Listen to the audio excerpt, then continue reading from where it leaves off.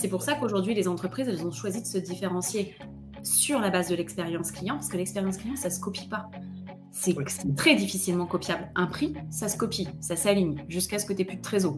Mais l'expérience que tu vis quand tu vas dans un Apple Store, ben en fait, tu ne la vis pas dans d'autres points de vente. Mais avant, par exemple, on parlait de personnalisation. Là, maintenant, on parle de hyper personnalisation, ultra personnalisation, c'est-à-dire qu'en fait, on ne fait que d'élever le niveau au fur et à mesure, parce que c'est vraiment une stratégie de différenciation qui est pertinente financièrement sur le long terme. Et quand je dis long terme, c'est pas sur 20 ans, hein, calmons-nous. C'est-à-dire que dès 12 à 24 mois, boum, vous allez voir un switch qui va s'opérer. De manière générale, tu standardises tout ce qui va te permettre de créer des repères dans le parcours et surtout ce qui ne génère pas de valeur financière. Salut les conciergeries, on se retrouve aujourd'hui dans ce talk show Conciergerie de rêve. Comme d'habitude avec des invités de marque. Aujourd'hui, je vais recevoir Marine Deck, qui est une experte reconnue dans l'expérience client. Donc, elle accompagne les professionnels dans l'amélioration de cette thématique, l'expérience client. Aujourd'hui, avec Marine, on va parler bien évidemment de relations avec nos voyageurs, puisque c'est quand même le cœur de notre business, mais aussi un deuxième point qu'on oublie très souvent, la relation et l'expérience propriétaire, puisque c'est aussi notre client en tant que conciergerie. Déjà, on va remercier Marine. Salut Marine, merci à toi d'être sur le podcast. Merci à toi, Henrik, pour l'invitation. Merci beaucoup. Écoute, je suis vraiment ravi de t'avoir parmi nous parce que c'est un sujet hyper important pour nous qui est l'expérience client au sens très large du terme. Et plus particulièrement l'expérience voyageur parce que c'est un sujet qui nous anime au quotidien dans la conciergerie locative. On veut vraiment chouchouter, bichonner nos voyageurs pour être sûr qu'ils passent le séjour de leur rêve. Et ça, c'est un point déjà hyper important et qu'on cherche toujours à améliorer et à faire le meilleur. Et tu vas justement nous partager quelques tips, ton expérience, etc. sur le sujet. Et aussi, je voudrais qu'on parle, comme je l'ai dit, des propriétaires, parce que les propriétaires sont aussi nos clients. Et ils doivent eux aussi vivre une expérience qui soit top. Parce que j'entends des conciergeries qui me disent « tant que le voyageur est satisfait, le propriétaire l'est ». Et c'est une affirmation avec laquelle je ne suis pas d'accord. Donc, on va pouvoir partager dans ce podcast. Merci à toi en tout cas. Peut-être pour démarrer, est-ce que je te laisse un petit peu la main? Est-ce que tu peux nous dire comment tu es arrivé dans ce métier, dans cette activité que tu mènes aujourd'hui? On va y revenir un petit peu plus dans le détail aussi. Mais comment tu es arrivé aujourd'hui dans ce métier? Qu'est-ce qui te passionne dedans? C'est quoi ton histoire en fait? Eh bien, écoute, déjà, je trouve ça super que tu soulignes le fait qu'il y ait plusieurs clients. Tu vois, moi, j'ai tendance à parler de relations clients avec C majuscule et avec un S, parce que la vérité, c'est que dans nos business, en fait, on a toute une constellation de typologies clients. On a même des clients internes qui peuvent être nos collaborateurs, en fait. Donc, c'est important de prendre en compte tout l'écosystème qui permet à notre entreprise de tourner. Et tu vois, c'est quelque chose qui m'anime beaucoup, justement, dans cette discipline. C'est qu'à la base, je me suis dit, mais l'expérience client, c'est quoi? C'est un peu un buzzword et en même temps, c'est un peu une histoire de paillettes, etc. Mais en fait, pas du tout. Quand on soulève le capot, c'est quelque chose qui est beaucoup plus complexe que ça et c'est quelque chose qui m'a attirée alors que j'avais aucune prédisposition à ça. Moi, de base, j'ai un background entièrement marketing, très vite entrepreneur. Tu vois, sortie d'études, j'ai lancé ma première boîte. Je faisais de la location de vêtements et accessoires pour les voyageurs. Donc, c'est assez drôle comment nos écosystèmes vont se recroiser sur cet épisode. Donc, c'était un service qui était pour des particuliers qui louaient leurs valises, leurs tenues de ski, tout ce dont ils avaient besoin pour partir en vacances. Spoiler alerte, ça ne marchait absolument pas. J'avais beaucoup de retombées presse, mais je gagnais pas une thune.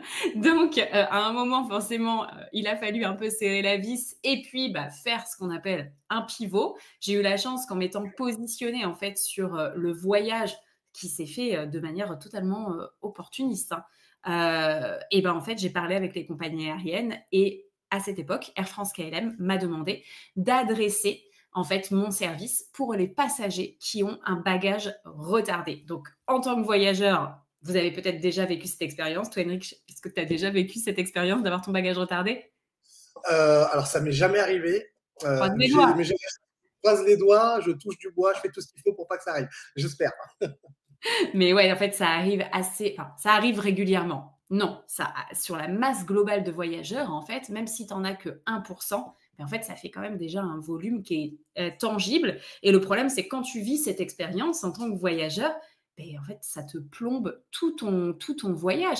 Tu arrives à l'aéroport, toi, tu es là physiquement, mais ta valise, elle n'est pas là. Tu n'as pas de déodorant, tu n'as pas de sous-vêtements, tu n'as pas ta chemise de rechange, etc. C'est vraiment la cata. Et ça pénalisait énormément Air France, ça les pénalise toujours, hein, parce que c'est un problème qui est intrinsèque à leur activité. Donc, ça les pénalise d'un point de vue expérience client, forcément. Après, ils se tapent des notes de satisfaction client super basses. Et puis, en plus, ça les pénalise d'un point de vue financier parce qu'ils doivent indemniser les passagers pour pallier la durée de retard du bagage qui vont aller s'acheter des nouveaux vêtements, des nouveaux sous-vêtements, etc. Donc, en fait, au coût par passager, c'est assez impressionnant. Et donc, c'est comme ça qu'Air France m'a demandé de pivoter et de faire un service de prêt de vêtements pour les voyageurs qui n'ont plus leur valise. Ok, ouais, c'est intéressant du coup, parce que du coup, c'est comme ça que tu es tombé dans le monde du voyage. Ça tombe Ouais. bien parce que c'est aussi la thématique de la conciergerie, on est clairement là-dedans. Du coup, Pour qu'est-ce que ça l'expérience, ouais, tu vois, pour l'expérience client, en fait, ça m'a fait tomber dans le monde du voyage et ça m'a fait de facto tomber dans le monde de l'expérience client parce que quand on a fait ce pivot-là, moi, je me suis retrouvée avec des interlocuteurs expérience client. Je me suis dit, OK, le switch était incroyable d'observer quand tu arrives voir une entreprise avec une solution pour améliorer son expérience client et en fait lui enlever une épine du pied. Là, les portes se sont grandes ouvertes, alors que ça faisait 1 an et demi que je galérais à développer mon premier business pour les particuliers. Donc, tu vois, j'ai vraiment vu un switch s'opérer et j'ai vu à quel point la résolution d'irritants, la résolution de problématiques clients, c'est un énorme levier business et que les entreprises, elles ont besoin d'avoir des conseils, de l'accompagnement sur la résolution de ce type de problème. Et c'est comme ça que Air France m'a demandé à l'époque de participer à un concours qui est organisé par l'Association française de la relation client dans la catégorie Jeunes Pousses. Et à l'époque, ils m'ont dit, si tu montes sur scène et si tu gagnes la palme, on validera toutes les clauses de ton contrat. Et donc, si tu veux, la carotte était énorme. Et donc, je suis montée sur scène, j'ai gagné cette palme, évidemment. Et du coup, ils ont validé toutes les clauses de mon contrat. Et c'est là, tu vois, que c'est opéré le switch après avec l'expérience client, parce que c'est ce soir-là, donc en octobre 2017, que j'ai découvert l'écosystème de la relation et de l'expérience client. génial, génial. C'est une sacrée histoire, c'est une belle success story. En tout cas, bravo, félicitations. Alors du coup, ça t'a amené sur ce sujet de l'expérience client. Du coup, je voudrais passer du coup à la première étape de ce podcast, puisque je voudrais maintenant que tu nous expliques un petit peu plus en détail quelle est ton activité, et pour ça, tu vas nous pitcher ton activité. Alors, pour ceux qui découvrent le podcast aujourd'hui, cette séquence du pitch, elle est assez particulière. C'est une épreuve assez redoutée, on peut le dire, par mes invités. Donc, il s'agit de pitcher ton activité en, allez, 2 minutes max. Alors, je ne te dis pas que le chrono est lancé, mais c'est presque ça.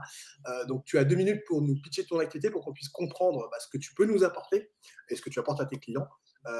Voilà, un petit peu tous les bénéfices de ta proposition. Allez, c'est à toi. Merci beaucoup, Henrik. Du coup, je vous ai teasé toute la première partie finalement de ma carrière professionnelle. Et donc, ce qui s'est passé après avoir remporté cette palme, c'est que j'ai planté mon entreprise à cause du Covid. Néanmoins, c'est comme ça que là, je me suis vraiment lancée dans le monde de l'expérience client. J'ai premièrement lancé un podcast qui s'appelle Le Client, dans lequel j'interviewe des directeurs, des directrices de la relation client. Et en fait, au fur et à mesure, j'ai pris de plus en plus de place dans cet écosystème. Et aujourd'hui, ce que je fais avec toute l'énergie possible, toutes les ressources que j'ai, c'est de faire en sorte que l'expérience client, ça arrête d'être une notion, une discipline qui est sous-cotée et qu'elle soit beaucoup plus visible auprès de l'écosystème. Donc, ce que je fais depuis 5 ans, c'est que je donne à l'écosystème le maximum de ressources et d'outils pour améliorer l'expérience client. Ça va passer avec un podcast, le client, une formation en ligne, devenir un pro de la relation client, mais aussi une boîte de conseils. Tu vois, moi, j'accompagne des entreprises qui ont envie d'améliorer leur expérience client. Je ne fais jamais à leur place. Je donne les méthodes, je donne les outils pour qu'après, ils soient autonomes. Et tout récemment, j'ai lancé CX Advisor, qui est une marketplace qui référence toutes les solutions technologiques qui permettent d'améliorer l'expérience et la relation client. Donc, si tu veux, je suis devenue finalement une sorte d'influenceuse, de leader d'opinion de l'expérience client avec une constellation d'offres, de produits, de services qui permettent à tout à chacun de venir piocher à l'intérieur pour améliorer son expérience client. En gros, c'est ça aujourd'hui ce que je fais et je te remercie Henrik de me donner un peu de ta lumière pour justement faire encore plus rayonner la CX auprès de ta communauté. Ouais, tout à fait. Alors, du coup, comme tu utilises certains termes, je vais tout de suite les clarifier. Ouais. Pour la CX, est-ce que tu peux nous... C'est l'acronyme de Customer Experience, donc expérience client en anglais, parce que c'est vrai qu'on se retrouve quand même à avoir des trucs super longs. Écrire expérience client à chaque fois, c'est super long, donc désolé, c'est vrai que j'ai tendance à l'utiliser. Oui, oui, oui, tout à fait. Mais voilà, c'est aussi l'idée, c'est aussi que ce soit le plus clair possible. Pour ceux qui nous écoutent, effectivement, parfois on a notre déformation professionnelle qui est présent, mais voilà, on va essayer de tout bien clarifier pour que tout le monde puisse bien suivre et comprendre. Ouais, donc effectivement, CX Advisor, moi j'ai jeté un œil aussi sur la marketplace pour voir un petit peu ce que c'était. Donc j'ai remarqué qu'il y avait plusieurs centaines d'outils qui étaient à disposition, c'est ça? C'est Et assez... ouais, en fait, il y a un truc qu'on ne sait pas sur l'expérience client et la relation client, c'est que quand vous appelez un service client, derrière, il y a une tonne d'outils qui sont connectés pour que le conseiller client, il ait toute une infrastructure technologique qui va permettre de répondre à vos questions, de trouver votre dossier, etc. Puis d'avoir la traçabilité de toutes les demandes que vous avez pu faire avant. L'expérience client, c'est vraiment un écosystème dans lequel il y a beaucoup de solutions tech. Et avec l'intelligence artificielle, en fait, on est un des secteurs les plus impactés parce qu'à la base, on repose sur l'humain. Sauf que l'humain, ça coûte cher. Et donc, avec l'IA, c'est en train de popper de partout. Donc, effectivement, aujourd'hui, tu as plus de 300 solutions technologiques qui sont sur CX Advisor.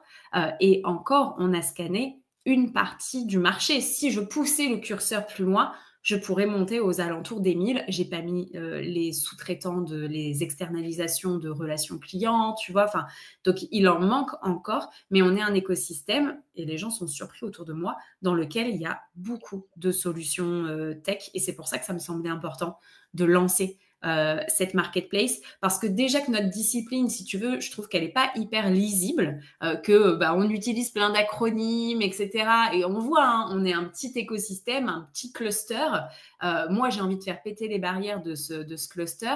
Et en plus, si on rajoute des outils tech où on dit oui, c'est quoi une solution de CCaaS et un VOC, machin, allez, on arrête. Et puis, si on veut permettre aux entreprises d'améliorer leur expérience client, il faut qu'on désacralise le truc, qu'on enlève tous les jargons, tous les acronymes. Et effectivement, il y a beaucoup de solutions sur CX Advisor, mais ça permet d'améliorer la visibilité du marché. Tu vois, c'est ça vraiment la promesse, c'est que maintenant, en 2 clics, tu puisses trouver des solutions qui vont te permettre d'améliorer ton expérience client. D'accord, d'accord. Ok, très bien.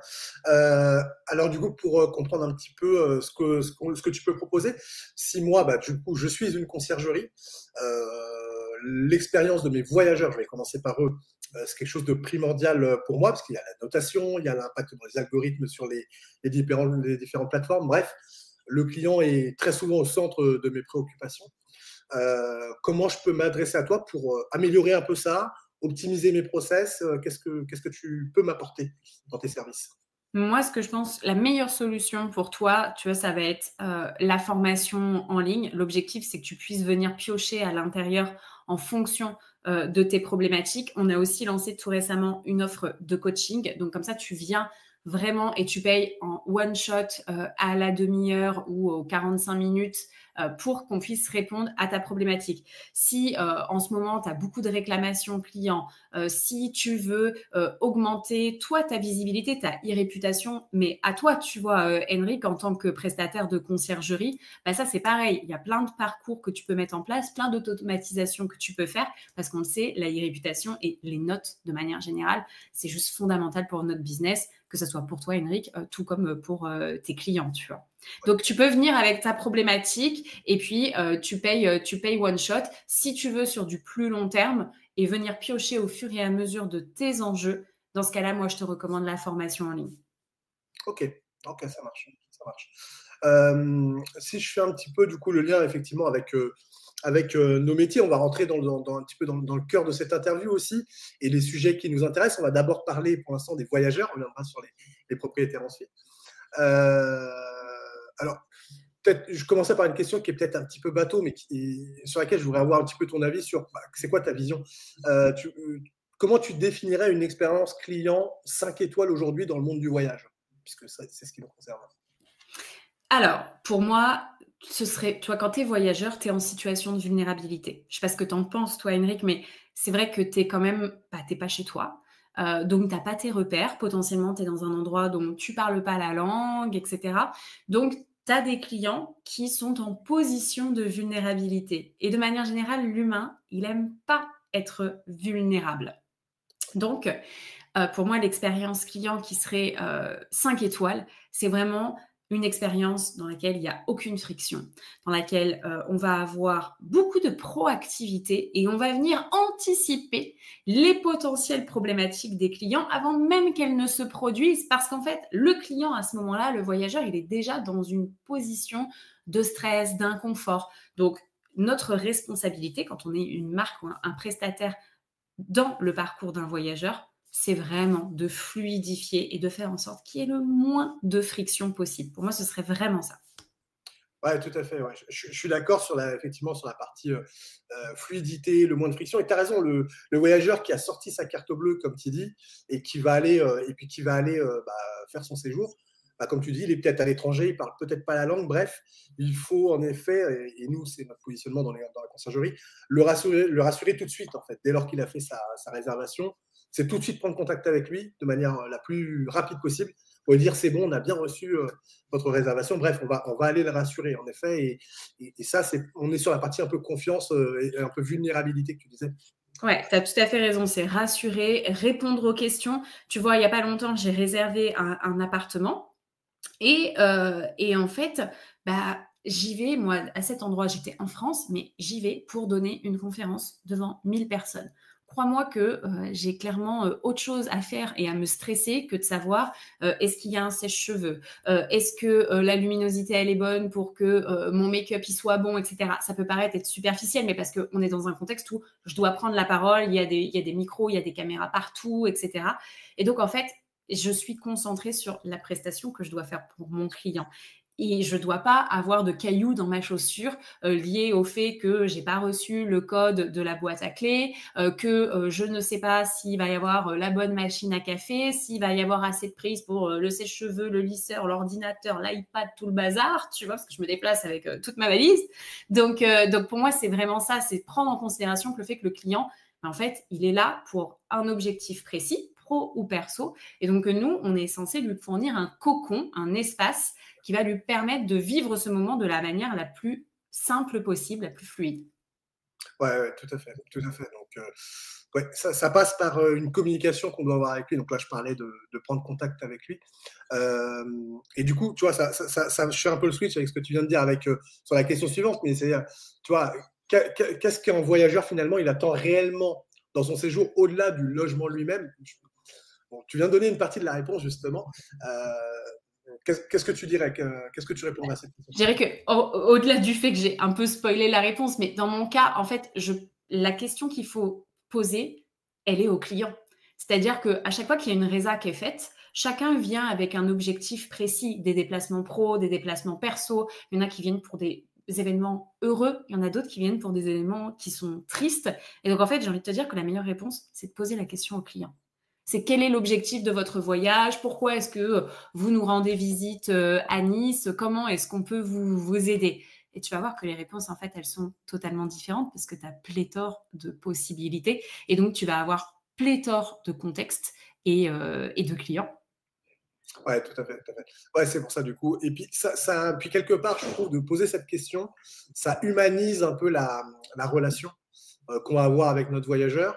Ça la perfectionne au sens où il se sent considéré et ça l'humanise, je trouve. Et ça, c'est un point qu'on néglige parfois, nous, dans notre métier de conciergerie, parce qu'on a tendance à beaucoup automatiser des choses. Les outils le permettent aussi, hein, il y a la technologie qui le permet. Et donc, on a tendance à beaucoup automatiser et on parle assez peu de l'humanisation de la relation. alors elle est primordiale. Par contre, en effet, elle doit être humanisée à certains bons moments. Certains moments, ça peut être un message automatique, mais à certains moments, ça doit être quelque chose de très humanisé. Il y a une Parce question de qu'en Pardon. Ouais, parce qu'en fait, c'est vrai que en fait, l'automatisation, c'est super, mais normalement, on est censé mettre de l'automatisation au service de la relation.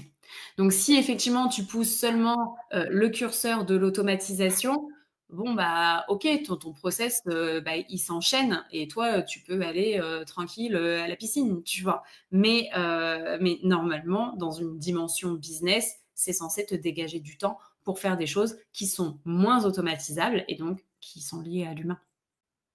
Ouais, tout à fait, tout à fait. Du coup, toi, tu dirais que justement entre guillemets, privilégier les outils parfois un peu automatisés, ça, c'est en fait une erreur courante qu'on pourrait retrouver chez les clients que tu coaches ou qui te consultent? C'est quelque chose que tu retrouves souvent, cette erreur? Alors, de mon côté, je trouve qu'ils ont encore pas automatisé les bons moments de leur parcours, et donc du coup, il y a énormément d'erreurs qui sont commises.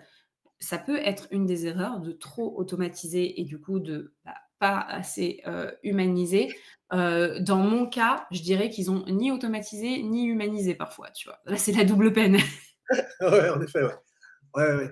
Oui, c'est vrai que, le monde de la conciergerie, pour le coup, est très, je ne vais pas dire très avancé, mais en tout cas très dynamique sur la partie technologique.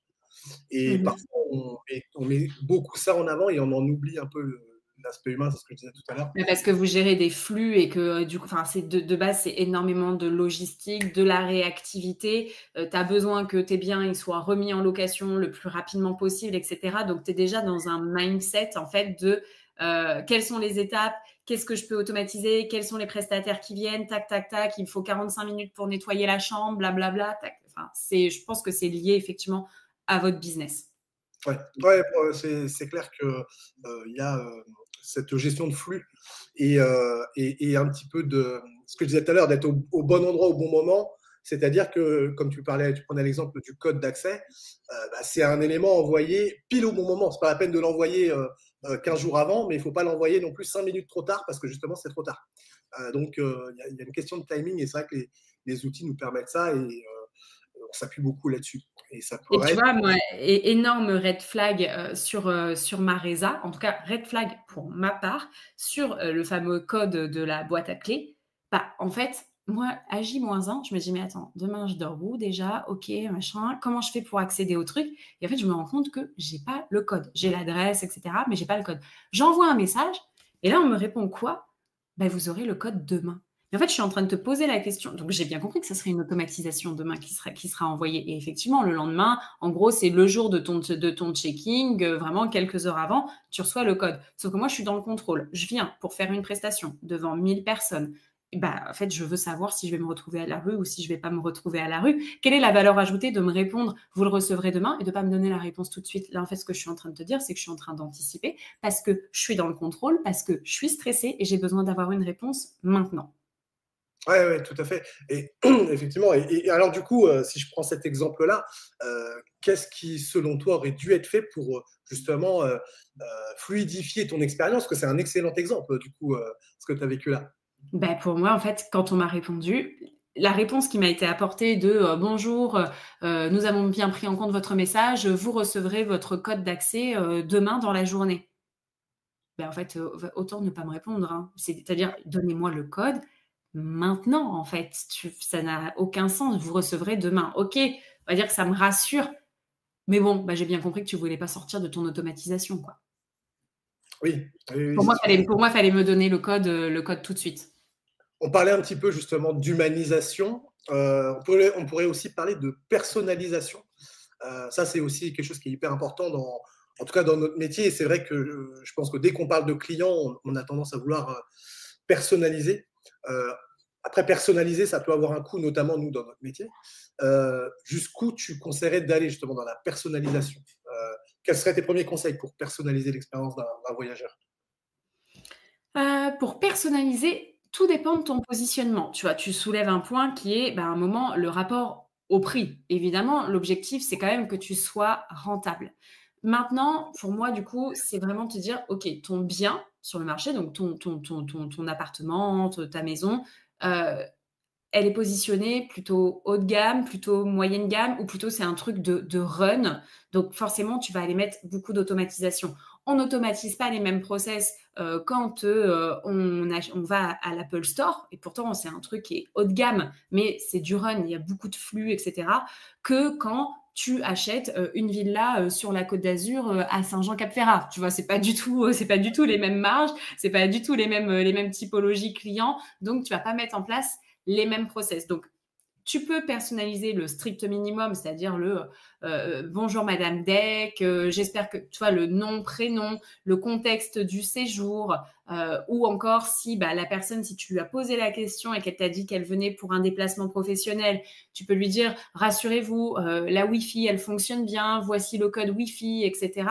Ça, on va dire que c'est des choses assez basiques que tu peux aller personnaliser. Maintenant, si tu montes en gamme, là, ce que le client il va attendre de toi, c'est que quand il arrive dans le bien, il y a un petit mot manuscrit pour lui souhaiter la bienvenue. Potentiellement, il y a des petits cadeaux. Alors ça peut être, on l'a tous fait, hein, la petite bouteille, le petit gâteau spécialité de la région, etc. Mais tu vois, il y a aussi des choses, typiquement, dans le cadre de la personnalisation, mais qui n'en est pas tant une, c'est il est où le guide pour savoir où est-ce qu'il est le monop à côté, où est-ce qu'elle est la pharmacie à côté. Toi, en fait, on veut fluidifier le parcours. Donc, en fait, il faut répondre à toutes les questions du client avant même qu'il ait besoin de se les poser.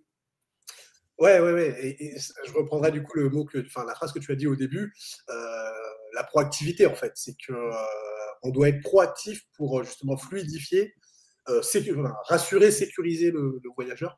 Et oui, si on a anticipé ces questions, si on a anticipé ses besoins, en tout cas au maximum, et ben en fait, on va lui permettre de passer le séjour qu'il avait envie de passer, quoi, tout simplement, celui pour lequel il a payé au début. Parce qu'il ne faut pas oublier qu'aussi, il y a un rapport financier dans tout ça, il ne faut jamais l'oublier. Bien sûr. Et donc, oui, le voyageur, à partir du moment où il a sorti la carte bleue pour une expérience, aussi simple soit-elle, hein, tu vois, tu peux être dans des biens où c'est des gens qui sont vraiment de passage, parce que c'est des pros qui sont de passage, par exemple, mais tu l'as très bien cité dans ton exemple, toi, tu étais de passage et pourtant, tu avais une attente qui est forte, ce qui est normal, parce que tu as besoin de te libérer l'esprit. Et donc, il y a une nécessité d'anticiper un peu les questions du voyageur. Donc, je reprends aussi ce que tu as dit, c'est savoir pourquoi il vient, tout simplement, ça nous permet justement d'anticiper un certain nombre de choses aussi. Totalement. Est-ce que, du coup, si je reste un petit peu dans la personnalisation, il y a un point qui est assez critique et important dans notre métier, c'est la personnalisation de l'accueil physique. C'est vrai qu'on a tendance, nous, de plus en plus à rendre autonome le check-in. Et d'ailleurs, Oui. pour ma part, dans tous mes biens, aujourd'hui, l'arrivée autonome est présente. C'est quelque chose que je recommande, moi, aux conciergeries que j'accompagne, sauf dans certains cas, et je crois que tu en as parlé tout à l'heure, justement, sur certains types de biens, type luxe ou haut de gamme, où là, justement, l'attente du voyageur est différente, justement. Ça présente aussi une limite en termes de rentabilité. Qu'est-ce que tu en penses, toi? Oui, mais tu es censé gagner plus d'argent si ton bien il est positionné haut de gamme ou luxe. Et donc, effectivement, la moindre des choses, c'est que quand tu vas faire le checking de la villa, en fait, le client, il a payé une somme assez importante pour cette villa pendant une semaine. Peut-être qu'il y a un chef qui est compris dans la villa, etc. Donc, en fait, il veut avoir cette expérience de découvrir la villa, comme quand tu vas à l'hôtel et qu'on te fait découvrir ta chambre, en fait. C'est là le niveau d'expérience, il est exactement à cet endroit-là. Mais pour moi, c'est quelque chose que tu dois intégrer dans ton coût. Tu vas te prendre une com plus importante. Donc, tu peux te déplacer et puis faire 30 minutes le tour de la villa avec le client. Il va pouvoir te poser des questions en direct. Donc, ça évitera aussi que tu te cognes des appels ou des WhatsApp a posteriori. Finalement, c'est peut-être les 30 minutes les mieux utilisées de ta journée. Parce que comme ça, tu es là, tu es présent, tu désamorces toutes les problématiques à chaud et puis ton client, il est satisfait. Oui, oui, c'est clair, c'est clair. Oui, c'est un bon, ouais, en effet, c'est un bon moyen de désamorcer les questions qu'il pourrait avoir, qui serait un peu de la friction aussi, tu vois. Je sais pas, j'arrive pas à faire marcher la plaque électrique. cette question-là, on va l'avoir à 20h le soir, hein, c'est sûr, au moment où on fait à manger, quoi. Exactement. Il faut que tu vois les économies les économies à court terme sur l'instant T. Tu as l'impression de faire une économie en ne te déplaçant pas. Mais la vérité, c'est que peut-être que tu te génères des coûts supplémentaires parce qu'en ne te déplaçant pas, tu ne réponds pas en live aux questions de ton client et donc tu vas te taper les messages WhatsApp à 20h, 20h30 car il va vouloir allumer sa plaque et se faire cuire des pâtes, tu vois, la vraie vie en fait, ou quand il va vouloir allumer la télé, connecter son compte Netflix, etc. Il sera 21h30. Se faire l'économie de ces 30 minutes, c'est peut-être pas la stratégie la plus viable, même d'un point de vue financier. Oui, oui, c'est vrai, c'est carrément discutable, hein, je suis d'accord. Après, tu vois, c'est vrai que nous, on a tendance à solutionner, entre guillemets, alors, je ne sais pas si c'est une vraie solution, justement, tu vas pouvoir aussi nous donner ton avis, justement, dans tout ce qui est guide d'accueil qu'on met à disposition des voyageurs, justement, en général, on essaie d'être le plus exhaustif possible sur comment marche le four, comment marchent les plaques, comment on accède à Netflix, tu vois, on essaie vraiment de donner un petit peu toutes ces infos. Tout à l'heure, tu disais, il est où le Monoprix, la pharmacie, ce genre de choses. Tout ça, c'est ce que moi, je recommande de mettre effectivement dans le guide d'accueil. C'est une solution plutôt technologique, parce qu'en général, ça va être un guide d'accueil numérique, hein. Ok. Voilà. Qu'est-ce que tu en penses, toi, par rapport à ça? Qu'est-ce que tu nous conseillerais pour justement fluidifier? Parce que le guide d'accueil, c'est bien, mais encore faut-il qu'il soit lu. Et effectivement, faut-il encore qu'il soit lu? Faut-il encore qu'il soit trouvé? Donc, en fait, ton rôle, c'est de prévoir ce guide d'accueil en version print, en version digitale, et puis même, tu vois, qu'à terme, peut-être que vous aurez des assistants par bien, c'est-à-dire un chat GPT à qui tu pourras poser la question. Tu lui auras mis la base de connaissances de ton guide et du coup, le client, le voyageur pourra directement dire comment est-ce que j'allume la plaque? Et du coup, lui va pouvoir répondre en instantané. Mais en fait, c'est bien d'envisager toutes les possibilités. Il y a des personnes qui ne vont pas avoir vu ton guide. Il y a des personnes qui ne sont pas technologiques. Et du coup, il y a des personnes, leur premier réflexe, ça va être, hop, j'appelle. Tu sais que le canal téléphonique, c'est encore le canal le plus utilisé pour les services clients. En fait, on voit qu'on a beau avoir automatisé, avoir prévu des foires à questions, des chatbots, etc. En fait, le nombre de demandes, de manière générale, ne fait que augmenter. Donc, heureusement qu'on a ces soupapes de décompression qui sont les FAQ dynamiques, etc. Parce que la vérité, c'est que le téléphone, c'est toujours utilisé par 9 Français sur 10 pour contacter un service client. Donc, on fait de plus en plus de demandes.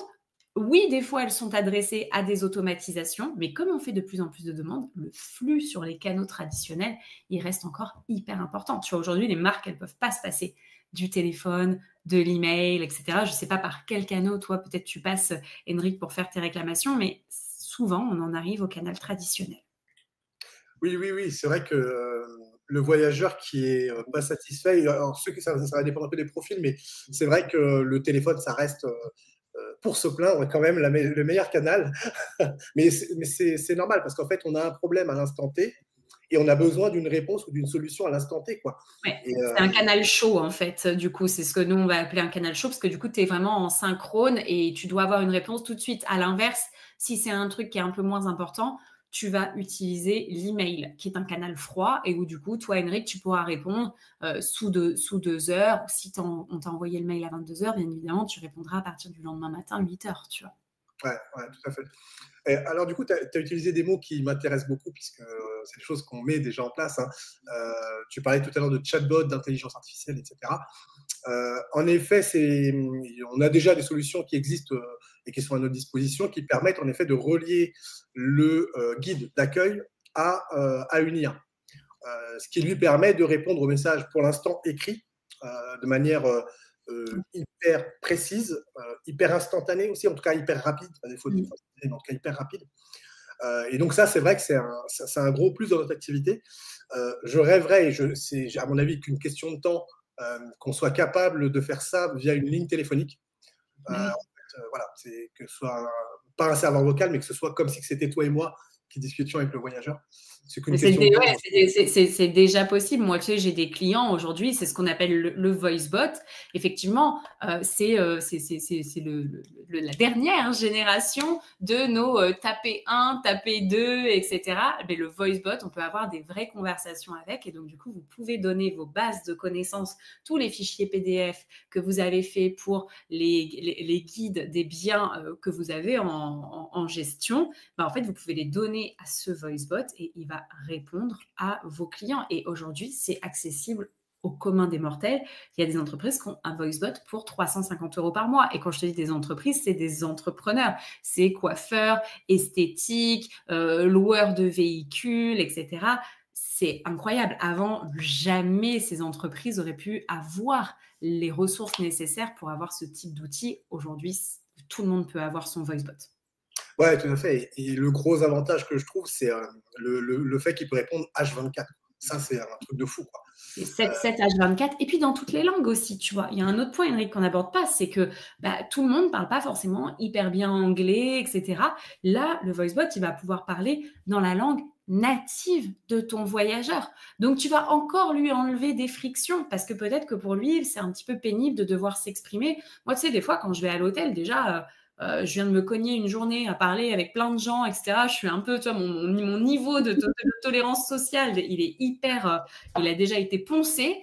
Quand j'arrive à l'hôtel, même appeler l'accueil pour dire je voudrais tel truc, si c'est dans une autre langue, je dis tu sais quoi, je vais faire un Uber Eats, ça sera très bien. Et hop, pas besoin de parler. Ouais, oui, c'est sûr, c'est sûr. Ouais. Je trouve vraiment que c'est une belle solution à tout ça et qui sont pas, je trouve, parfaitement adaptés à nos métiers de conciergerie. Après, est-ce que justement on déshumanise pas? Tout à l'heure, on parlait d'humaniser la relation. Est-ce que finalement, on n'est pas en train de déshumaniser, tu vois, avec ces solutions-là? Est-ce qu'il n'y a pas une perte en ligne quelque part? Est-ce que toi, quel est ton point de vue? Est-ce que tu serais satisfaite de ce type de relation avec les voyageurs? Écoute, je pense que ça dépend dans quel objectif tu es, en fait, dans quelle posture tu es en tant que client. Il y a des clients qui vont utiliser ces solutions technologiques. Il y en a d'autres qui vont pas avoir envie de les utiliser. Dans tous les cas, la règle qui doit être fixée, c'est tu permets toujours à ton client de sortir de la technologie. C'est-à-dire que si à un moment il dit parler à un humain, tu arrêtes, tu coupes et tu renvoies vers un humain. Ça doit jamais être une solution imposée et donc potentiellement subie. C'est à nous, en tant qu'entreprise, en tant qu'entrepreneur, de mettre le curseur au bon endroit et de toujours avoir une ligne directive qui est « je respecte le choix de mon client ». Oui, tout à fait. Tout à fait. Alors après, au-delà de la partie réglementaire, je vais rester très terre à terre et très entrepreneur sur ça. Est-ce qu'on doit signaler que le voyageur est en train de s'adresser à une IA? Ouais. Je ne parle pas de réglementation, là. Je suis vraiment dans... Non, mais il faut parce qu'en fait, tu as de plus en plus les clients, pour le moment, les Français, de manière générale, ils ne se rendent pas compte quand ils interagissent avec une IA et pas avec une IA. Donc, chacun a la position qu'il veut, mais il faut être le plus transparent possible. Et donc, c'est important, si par exemple, vous mettez en place des voice bots, ça va être important de dire bonjour, je suis, j'en sais rien, Alexia, l'assistante de Marine Deck. Étant indisponible, je vais répondre à l'entièreté de vos questions.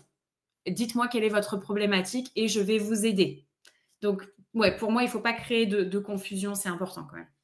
Ouais, d'accord. Parce qu'effectivement, aujourd'hui, avec les chatbots déjà, on peut faire des choses vraiment magnifiques. Hein. Moi, je vois les outils qui sont à nos dispositions. Quand ça répond aux voyageurs, c'est juste parfait. C'est dans le bon ton, c'est la bonne réponse. C'est vraiment parfait. Et je pense que c'est tellement bluffant que le voyageur ne peut pas se rendre compte que c'est une IA, quoi. C'est vrai. Et tu en as beaucoup aujourd'hui qui sont là. Ah, merci, bonne journée. Et qu'à un moment, on dit bonne journée à une intelligence artificielle. Même si on voit bien les conversations qu'on a avec notre meilleur pote ChatGPT, des fois, c'est vrai que ça avoisine la relation amicale, voire même parfois sentimentale. Donc, oui, effectivement, les contours sont fins, mais c'est important de toujours être le plus transparent possible et remettre dans le contexte.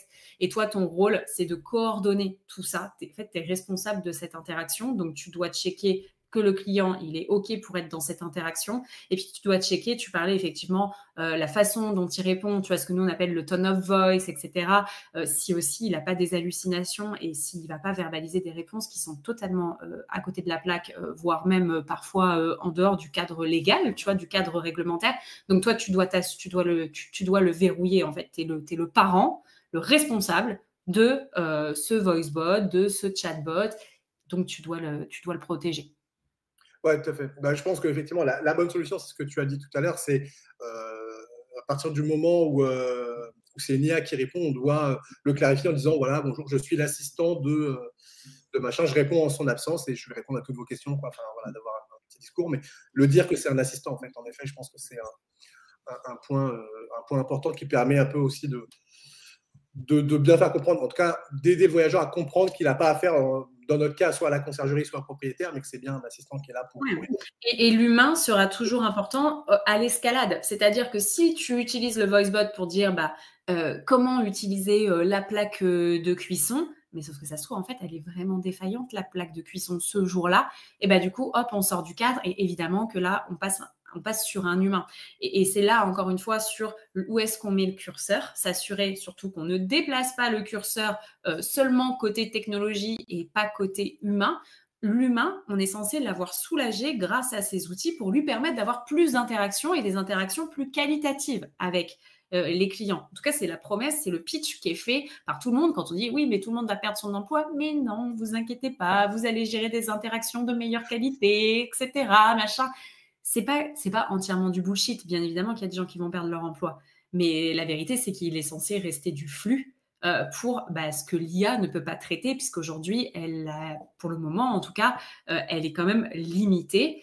Et donc, l'humain a toujours son rôle. Tu sais, nous, en relation client, on dit il y a toujours 40% de hors process. Tu as environ 40% de flux qui est automatisable et 40% qui ne le sera jamais parce que c'est hors process, parce que le site, il bug pile poil à ce moment-là, parce qu'il s'est passé tel truc, etc. Et donc, il y en aura toujours besoin des humains pour gérer ces flux qui ne sont pas anticipables et donc pas automatisables.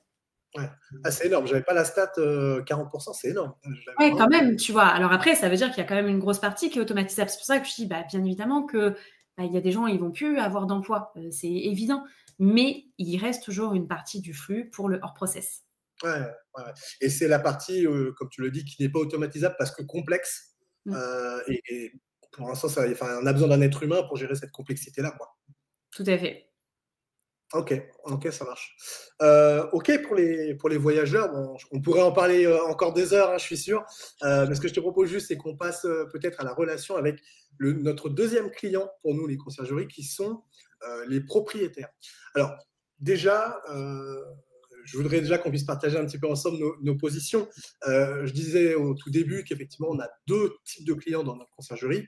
C'est bien évidemment les voyageurs, puisque c'est eux qui vont séjourner, mais c'est aussi les propriétaires. Alors, moi, quand j'explique ça à d'autres conciergeries, on me regarde avec des grands yeux en me disant de quoi ils parlent.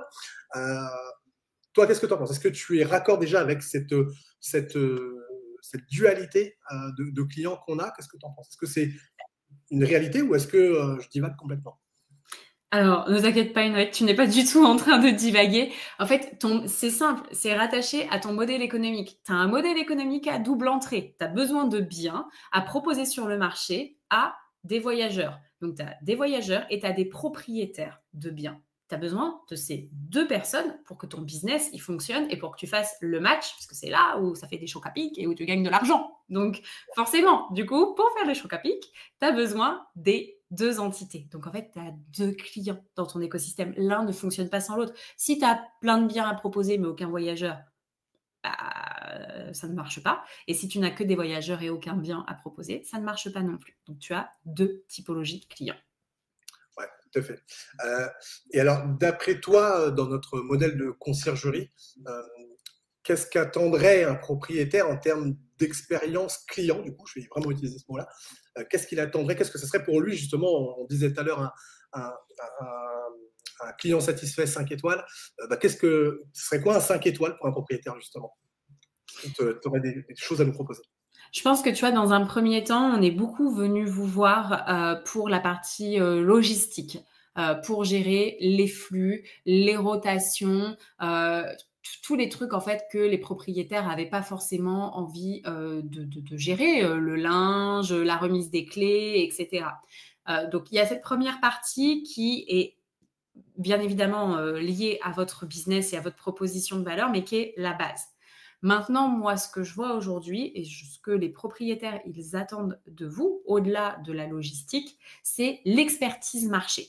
Ils ont besoin de vous pour savoir comment positionner leurs biens, à quel prix, pour avoir du coup des taux de remplissage qui soient les plus optimisés possibles, pour avoir un bien aussi qui est hyper attractif, tu vois, de ne pas se rendre compte que le voisin, il a, j'en sais rien, 5 mètres carrés de moins et pas la clim et qui loue 50 € plus cher la nuit.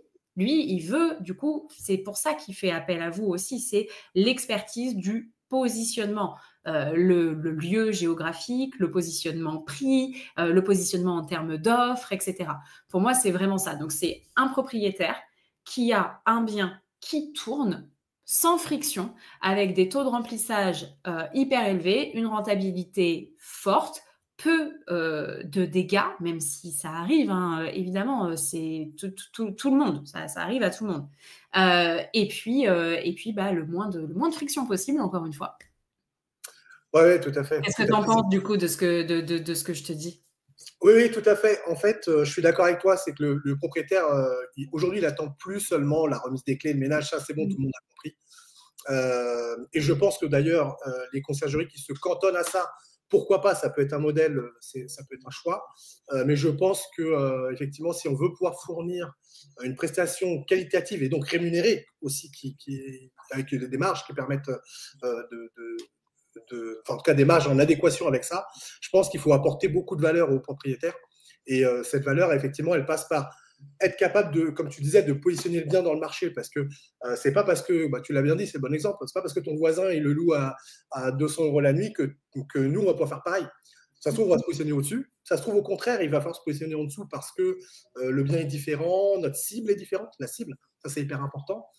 Est-ce qu'on vise des professionnels en déplacement en priorité? Est-ce que c'est plutôt des touristes parce qu'on est un point de passage pour aller sur le chemin des vacances? Voilà, tout ça, c'est de l'expertise, d'après moi, qu'attend le propriétaire, même s'il le traduit dans sa demande et dans son besoin, il ne nous traduit pas exactement comme ça. Mais quand il nous dit je veux que ce soit rentable, en fait, derrière, il y a toutes ces questions-là. Bah, bien sûr, tu vois, c'est de se dire, bah, toi, tu es censé connaître quels sont les événements dans la région qui potentiellement vont créer des pics d'activité et où aussi tu vas pouvoir faire augmenter ton prix. Ton client, ça se trouve, il a un bien dans une région dans laquelle il n'habite pas. Il a besoin que toi, tu aies cette expertise là.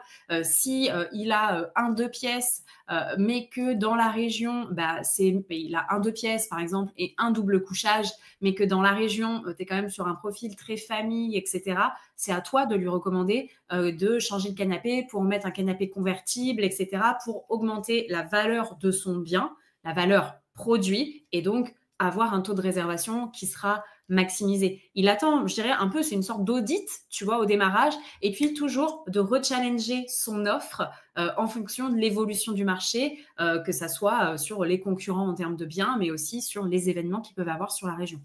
Oui, tout à fait. Tout à fait. Ouais, 100% d'accord. Pour moi, une conciergerie doit répondre à ça. Et ça veut dire aussi de bien communiquer avec son propriétaire sur comment fonctionne l'exploitation au quotidien, quoi. Alors après, ça peut être des points mensuels. Moi, je sais que je fonctionne en points mensuels. Ouais. Mais effectivement, je pense que du coup, il y a un point dans la relation avec le propriétaire que tu n'as pas cité, mais je pense que je vais le dire et je suis sûr que tu vas être d'accord avec moi, c'est la transparence de l'activité, en fait. Quand on dit on veut que ce soit rentable, il va le mesurer dans son compte en banque, bien sûr, mais il veut aussi avoir une visibilité claire sur comment ça marche. Combien on a gagné, combien on a généré de chiffre d'affaires, combien il y a eu d'incidents, combien ont été traités. Enfin bref, il veut avoir une visibilité sur ce qui se passe. Et il faut cette visibilité-là qu'on doit partager avec le propriétaire pour justement lui dire, là, vous voyez bien que se positionner comme ça, c'est un peu plus compliqué. Si on met un canapé convertible, c'est plus adapté, etc. On a des chiffres à l'appui, on a des choses à l'appui. Oui, totalement. Et je trouve que cette transparence, elle est primordiale avec nos propriétaires. Moi, je dis toujours que les propriétaires, c'est même plus que nos clients, c'est nos partenaires. Vraiment dans un truc gagnant-gagnant. C'est-à-dire que Si on travaille bien, le propriétaire va gagner beaucoup. Et nous aussi. Par contre, si on travaille mal, le propriétaire ne gagnera pas grand-chose et nous non plus. Et là, ça va mal se passer aussi. Mais, voilà, on est vraiment dans un partenariat que je trouve vraiment fort. Ouais. Et, ouais, pour moi, on est même au-delà du client, en fait. En fait, tu vas construire une relation qui est plus pérenne. Si tu restes positionné et si tu te cantonnes à l'aspect logistique qu'on évoquait dans un premier plan, donc la remise des clés, etc., en fait, ton client, tous les ans, il va te rechallenger. À l'arrivée de la haute saison, il va rechallenger, il va aller voir tes concurrents et puis il va prendre au moins cher. En revanche, si tu te positionnes en tant qu'expert du marché, en tant qu'expert du secteur, et qu'à chaque fois, au-delà de l'aspect logistique, toi, tu fais ce qu'on va appeler un peu l'extra mile, tu vois, c'est-à-dire que tu vas au-delà, tu lui expliques comment optimiser le positionnement de son bien, etc. Ça, c'est quelque chose que tu peux pas rechallenger financièrement. Tu peux pas aller voir le petit voisin, le pote d'à côté, et puis lui dire, bah toi, combien tu factures? Ouais, mais du coup, son expertise, est-ce qu'il va m'accompagner? Est-ce qu'il va me donner des bons conseils, etc. C'est quelque chose qui est moins facilement transposable. C'est pour ça qu'aujourd'hui, les entreprises, elles ont choisi de se différencier sur la base de l'expérience client, parce que l'expérience client, ça ne se copie pas. C'est très difficilement copiable. Un prix, ça se copie, ça s'aligne jusqu'à ce que tu n'aies plus de trésor. Un produit, un service, ça peut se copier aussi. Tu vois, l'iPhone, au début, ils étaient tout seuls. Maintenant, il y en a plein qui ressemblent beaucoup à l'iPhone. Mais l'expérience que tu vis quand tu vas dans un Apple Store, ben, en fait, tu ne la vis pas dans d'autres points de vente parce que c'est lié à l'humain, parce que c'est des détails, etc. Et donc, c'est en passant ces étapes-là pour vous que vous allez créer un lien de partenariat avec vos clients. Et donc, ils vont moins partir aussi, ils vont rester plus longtemps fidèles dans votre entreprise. Ouais, tout à fait, tout à fait. Et là, tu touches un point important. Tu parlais justement d'être pérenne et tout ça, d'être dans la durée. Ça, c'est un point important. Alors moi, parce que c'est un peu mon sujet sur cette année, mais oui, en effet, le turnover de propriétaires qu'on a dans notre portefeuille, c'est en tout cas, je pense, un point qui est oublié, mais je ferai un talk show spécialement pour ça, mais on peut déjà en dire quelques mots. Mais c'est clair que l'expérience propriétaire, ce qu'il va vivre, sa satisfaction, etc., le turnover, il est issu de là. Alors, il n'y a pas que ça, bien sûr, mais c'est des moments où on peut être amené à perdre des biens. Et c'est le moment le plus désagréable, parce que quand on a des propriétaires qui nous quittent parce que ça s'est mal passé, bah, c'est pas là où on est le plus à l'aise et c'est pas là où voilà, c'est clairement désagréable, quoi. Donc ça veut dire qu'on a des choses à améliorer. Du coup, tu vois, dans l'expérience propriétaire, tu vois, par exemple, je vais me faire le parallèle avec le voyageur. Un voyageur, il va prendre sa réservation et il y a tout un enchaînement, un certain nombre d'étapes jusqu'à temps qu'il quitte le logement, qu'il fasse son expérience, etc., et qu'il en soit satisfait.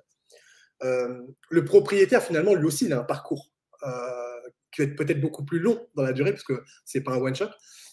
Mais du coup, quel point tu identifierais un petit peu dans ce parcours qui est plus long? Quel type d'étape? Il y a évidemment quand on va signer le contrat au début, un peu cet audit, etc. Et puis pour la suite, qu'est-ce que tu nous conseillerais pour pérenniser les relations avec lui?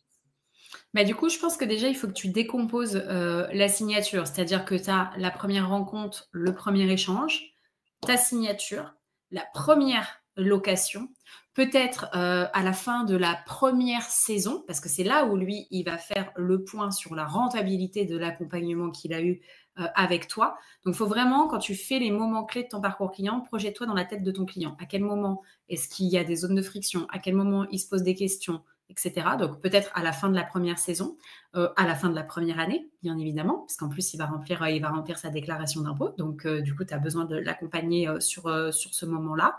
Peut-être en préparation de la prochaine saison aussi. Et puis, j'imagine que tu dois avoir effectivement, mais ça, c'est du run, on va dire. C'est peut-être les petits points, les petits points mensuels, les récaps, etc. Pour moi, ça reste du run, mais tu as des moments plus forts dans le parcours sur lequel, là, il a besoin d'avoir une interaction plus personnelle avec toi. Et tu vois, on en revient à notre histoire de automatiser versus pas automatiser. En fait, quand vous allez faire de l'automatisation, vous allez dégager du temps pour aller faire ce conseil, en fait, pour accompagner les clients et pour valoriser votre expertise et donc faire en sorte que vos clients propriétaires restent plus longtemps dans votre entreprise. Ouais, tout à fait, tout à fait. C'est une manière aussi, tu vois, c'est ce que tu disais, c'est un peu notre signature, de différencier notre offre avec celle du voisin. C'est vrai qu'on est quand même dans des métiers très, très concurrentiels. Alors après, ça dépend des zones. Moi, pour être en Île-de-France, du coup, c'est très concurrentiel. Et effectivement, avoir une offre différente avec des spécificités, ouais, ça, je pense que ça fait la différence, ça pérennise les liens, ça crée de la confiance. Je parlais de transparence tout à l'heure. Voilà, transparence, confiance, c'est deux choses qui vont, je trouve, vraiment ensemble vis-à-vis de nos propriétaires. Et justement, est-ce que tu penses qu'il y a une limite? C'est-à-dire qu'il ne faut pas aller trop loin non plus dans cette transparence. Alors, je n'ai pas d'exemple là comme ça à te donner, mais tu vois, est-ce qu'il y a des choses justement qui devraient rester, entre guillemets, dans la conciergerie, ou est-ce qu'on doit tout dire au propriétaire réellement? Bah, en fait, je pense que s'ils vous payent, c'est pas pour avoir à gérer tous les problèmes du run. Donc, en fait, tu dois quand même mettre une certaine distance dans le sens où tu vas pas le prévenir à chaque fois qu'il y a un verre qui est cassé. De mon point de vue, tu vois. Ça, c'est des trucs, il n'a pas besoin de le gérer. Je sais pas comment ça fonctionne, c'est pas mon métier, mais je pense que tu vois, tu as un peu une enveloppe budgétaire par bien, tu vois, où bah, c'est un peu le side, tu vois, quelqu'un, j'en sais rien, qui est parti avec la petite cuillère, etc., parce qu'ils sont allés faire un pique-nique, ils sont obligés de la rendre et tout.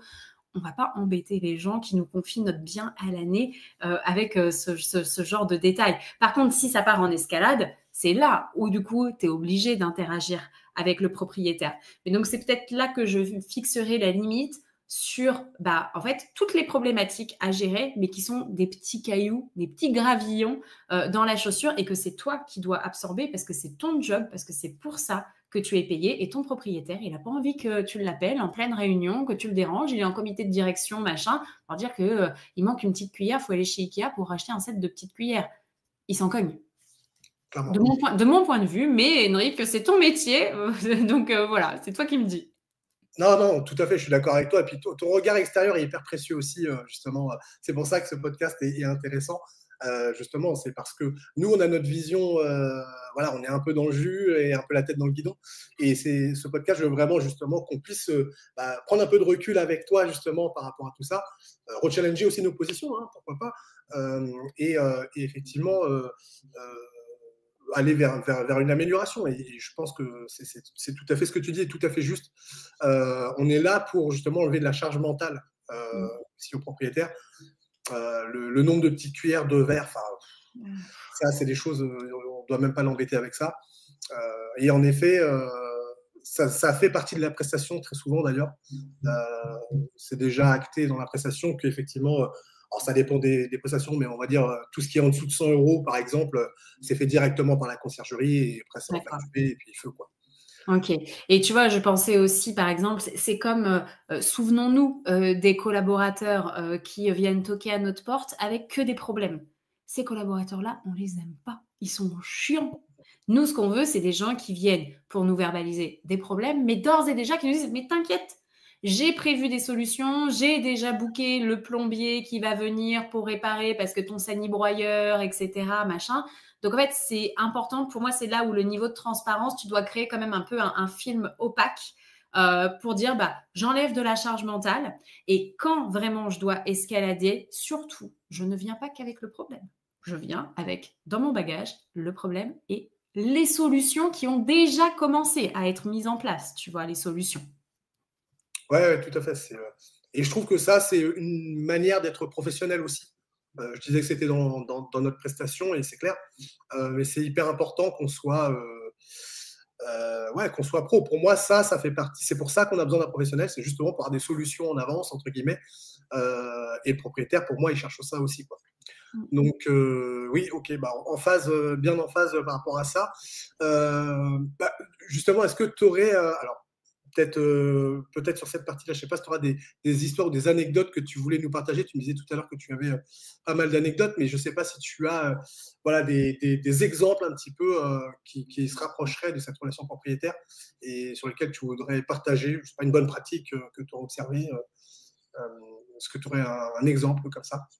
Alors sur une relation propriétaire, écoute, moi j'ai pas mis mon bien en gestion.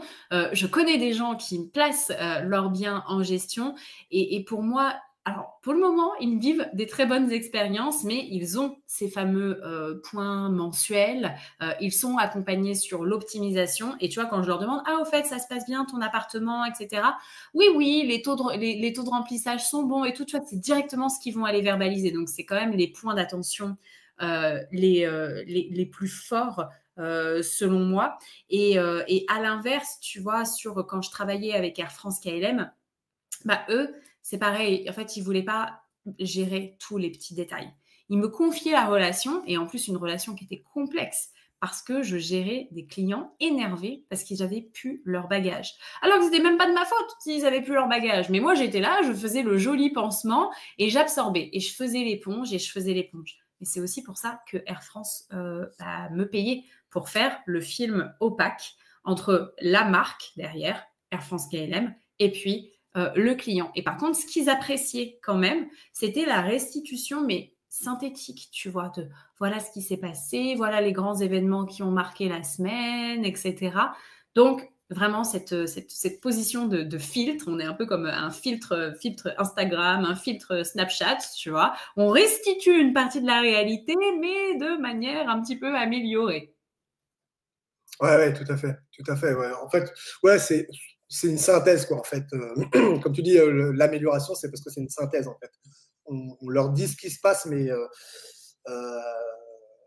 on leur donne les points importants, tout simplement, quoi. C'est pas la peine de, comme tu disais, de se tracasser avec les petites cuillères, quoi, entre guillemets. Donc oui, on est clairement là pour ça. Très bien. Alors, oui, donc on a pas mal parlé là justement de la relation avec les voyageurs et les propriétaires. Il y a quand même un point commun qui revient, je trouve, à chaque fois et qui de toute façon est un enjeu pour les entreprises. Hein. C'est ce que moi j'appelle donc la standardisation. Je sais pas, on peut parler de process, enfin, on peut appeler ça comme on veut. Alors, je trouve, parler de standardisation, c'est pas un gros mot déjà, je vais commencer par ça. C'est une bonne chose, c'est nécessaire. Il y a aussi des limites, ça, on va peut-être en parler ensemble. Mais du coup, qu'est-ce que tu nous conseillerais en termes de standardisation? Alors, on va rester sur les propriétaires pour l'instant. Est-ce que déjà ça a du sens de standardiser une relation avec nos clients, les propriétaires? Est-ce que ça a du sens? Effectivement, standardiser, tu l'as dit, Henrik, c'est pas du tout un gros mot. C'est pas un mot péjoratif. En fait, c'est mettre en place des process parce que vos clients, d'ailleurs que ce soit des voyageurs, comme des propriétaires de biens, en fait, ils ont besoin d'avoir une expérience qui est la même, peu importe que ça soit passé au mois de janvier et que ça soit Henrik qui l'ait géré, et qu'après ça se soit passé au mois de juillet et que ça soit sa collaboratrice Marine qui l'ait géré. Ils ont besoin de repères. Et donc, standardiser, ça permet de mettre des repères dans l'expérience et donc d'uniformiser finalement cette expérience. Imaginez si demain vous appelez, j'en sais rien, Henrik t'appelle le service client d'EDF et puis d'un seul coup, il y a quelqu'un qui te répond, qui dit ouais, salut, t'es chez EDF, qu'est-ce que je peux faire pour t'aider? Et qu'après, il y a quelqu'un qui te rappelle, genre, tu rappelles 48 heures après, et quelqu'un qui répond bonjour, bienvenue chez EDF, comment puis-je vous aider aujourd'hui? Dites-moi. Ben en fait, tu vas te dire, mais attends, je suis dans la même boîte ou pas? Et puis, 48 heures après, tu re-rappelles, et puis il y a quelqu'un qui dit allô. Et elle dit, je suis bien chez EDF, comment est. Voilà. Standardiser, ça sert à éviter ce genre de fluctuation de qualité. Je reviens à un truc très process. Hein. Standardiser, c'est uniformiser pour s'assurer qu'à la fin, la qualité livrée, elle est la même, quels que soient les interlocuteurs, quel que soit le canal, quelle que soit la période de l'année, etc. Donc, oui, il faut standardiser. Maintenant, ta question, c'était qu'est-ce qu'on peut standardiser côté propriétaire? Bah, pour moi, c'est vraiment tout ce qui peut être automatisé d'un point de vue digital, signature des contrats, envoi de récap hebdo, mensuel, etc. Ça, c'est de la standardisation.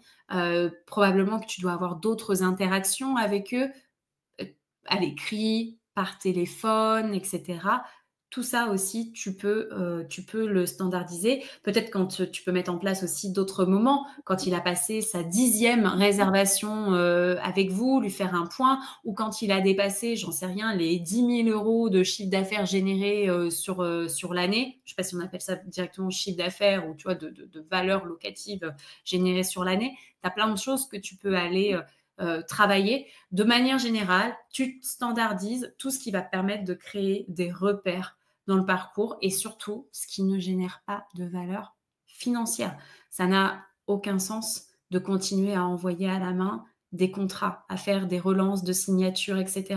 Boum, tu automatises, il y a des outils aujourd'hui qui 48 heures après vont dire vous n'avez pas signé votre contrat, blablabla, etc. Comme ça, encore une fois, tu passes plus de temps sur l'humain. Je ne sais pas si ça répond tout à fait à ta question. Tu vois, je ne suis pas experte du sujet de la conciergerie, mais pour moi, c'est là, en tout cas en relation client, c'est là où on standardise vraiment pour uniformiser.